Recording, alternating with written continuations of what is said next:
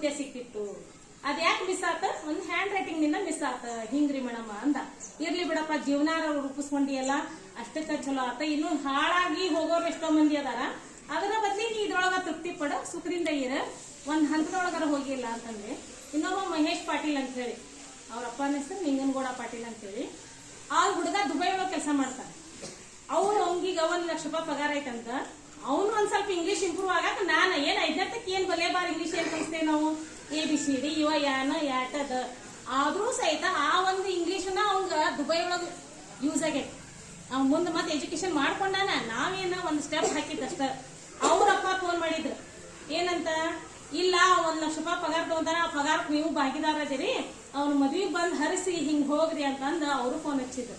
ಹಿಂಗ್ ಕೆಲವೊಂದಿಷ್ಟು ನಮ್ಮ ಹುಡುಗರು ಬಾಳ ಮಕ್ಕಳ ಬೆಳವಟಿಗೆ ಶಾಲೆ ಒಳಗನ್ನ ಮೈಲಾರಿ ಅಂತ ಒಂದು ಹುಡುಗ ಫೋನ್ ಮಾಡಿದ್ದ.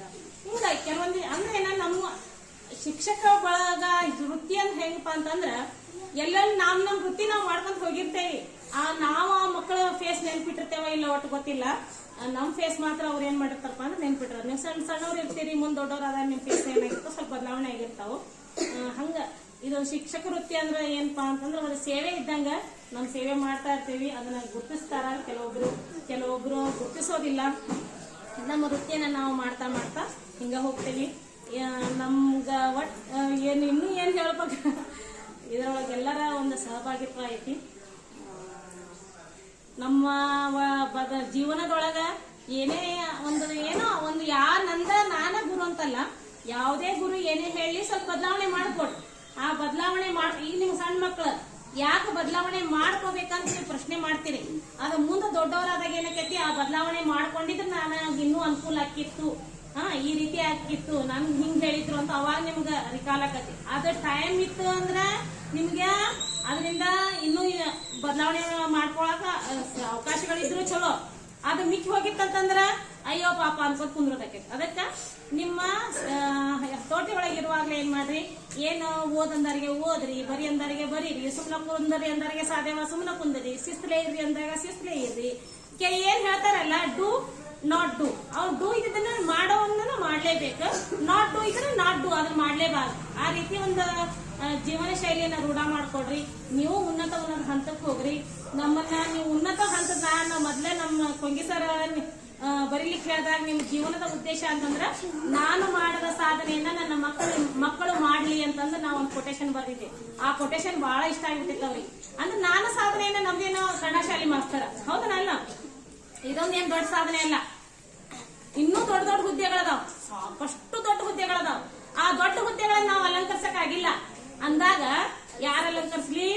ನನ್ನ ಕೈ ಕೆಳಗೆ ಕಲ್ತಂತಹ ನನ್ನ ಮುದ್ದು ಮಕ್ಕಳು ಆ ಒಂದು ದೊಡ್ಡ ಸಾಧನೆ, ದೊಡ್ಡ ಹುದ್ದೆಯನ್ನು ಅಲಂಕರಿಸ್ಲಿ ಅನ್ನುವಂತಹದ್ದು ನಂದೊಂದು ಆಸೆ. ಅದು ನನ್ನ ಮಕ್ಕಳಲ್ಲ, ನನ್ನ ಮಕ್ಕಳು ಮಾಡ್ಲಿ, ನನ್ನ ಮಕ್ಕಳು ದೊಡ್ಡ ಹುದ್ದೆ ಹೋಗ್ಲಿ. ಯಾಕಂದ್ರೆ ನಾ ತಂದೆ ತಾಯಿಯ ಮ್ಯಾಗ ಆಸೆ ಪಡತ್ತೇವೆ ನಾವು. ನನ್ನ ಶಾಲೆ ಮಕ್ಕಳು ಸಹಿತ ಏನ್ ಮಾಡ್ಲಿ, ಒಂದು ದೊಡ್ಡ ಹುದ್ದೆ ಒಳಗೆ ಹೋಗ್ಲಿ, ಸಾಧನೆಯನ್ನ ಮಾಡ್ಲಿ, ಅವಾಗ ನಾವು ಹೆಮ್ಮೆ ಕೊಡೋಣ ಅನ್ನುವಂಥದ್ದು ನನ್ನ ಒಂದು ಮನಸ್ಸಿನ ಆಸೆ. ಅದು ಅದಕ್ಕಾಗಿ ಯಾವುದೇ ಮುದ್ದು ಮಕ್ಕಳು ಇರ್ಲಿ, ಏನೋ ಒಂದು ಸಣ್ಣ ಅಭ್ಯಾಸ ಇರ್ಲಿ, ಅದನ್ನ ಏನ್ ಮಾಡ್ರಿ, ಅಚ್ಚುಕಟ್ಟಾಗಿ ಮಾಡ್ರಿ, ನಿಮ್ಮ ಜೀವನವನ್ನ ರೂಪಿಸ್ಕೊಡ್ರಿ. ನನಗ ಕಲಿಸಿದಂತಹ ನನ್ನ ಅರುಣ್ ಟೀಚರ್ ಅನ್ನ ನಾ ಇವತ್ತಿಗೂ ಸಹಿತ ನೆನೆಸ್ತೇನೆ. ಮೊನ್ನೆ ಅವ್ರು ವಿಡಿಯೋ ಕಾಲ್ ಮಾಡಿ ಅವ್ರ ಜೊತೆ ಸಹ ನಾ ಮಾತಾಡಿದೆ. ಹಂಗ ಗುರುಗಳ ಬಗ್ಗೆ ಏನಪ್ಪಾ ಅಂತಂದ್ರೆ, ಈಗ ಸರ್ ಹೋಗಿ ಬಂದನಿ ಅಂತಂದ್ರೆ ಅದಕ್ಕೆ ಗುರುವಿನಿಗಿರುವಂತಹ ಮಹತ್ವ ಬೇರೆ ಸಮಾಜದೊಳಗೆ ಯಾರ್ಯಾರಿಗೂ ಇಲ್ಲ. ಅಷ್ಟು ಮಹತ್ವವಾದಂತಹ ಒಂದು ಸ್ಥಾನಮಾನ ಐತಿ. ಅದಕ್ಕ ಗೌರವವನ್ನ ಕೊಡ್ರಿ. ನಿಮ್ಮ ಗೌರವವನ್ನು ಸಹಿತ ಏನಕ್ಕದ್ರಿಂದ ಹೆಚ್ಚಕತಿ ಅನ್ನುವಂಥ ಮಾತನ್ನ ಹೇಳ್ತಾ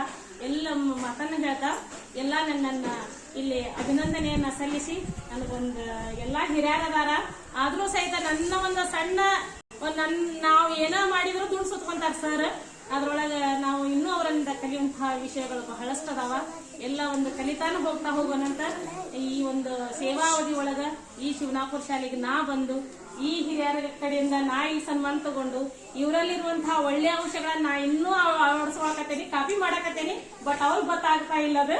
ನಾ ಇನ್ನೂ ಅವರಿಂದ ಕಲಿಯುವಂತ ಬಹಳ ಐತಿ. 20 ವರ್ಷ ಸರ್ವಿಸ್ ಇರೋದ್ರಿಂದ ಸರ್ಗಳಿಂದ ಕಲಿಯುವಂತಹ ವಿಷಯಗಳು ಬಹಳಷ್ಟು ಅದಾವ. ಅವುಗಳನ್ನ ನಾನು ಇನ್ನೂ ಕಲಿತಾ ಹೋಗ್ತೇನೆ. ನೀವು ಸಹ ಏನ್ ಮಾಡ್ರಿ, ನಿಮ್ಮ ಜೀವನವನ್ನ ರೂಪಿಸ್ಕೊಡ್ರಿ ಅನ್ನುವಂತಹ ಮಾತನ್ನ ಹೇಳ್ತಾ ಇಲ್ಲಿ ಎಲ್ಲ ಒಂದು ಸನ್ಮಾನವನ್ನ ಮಾಡಿ ಗೌರವಿಸಿದ್ದಕ್ಕಾಗಿ ಎಲ್ಲರಿಗೂ ಧನ್ಯವಾದ.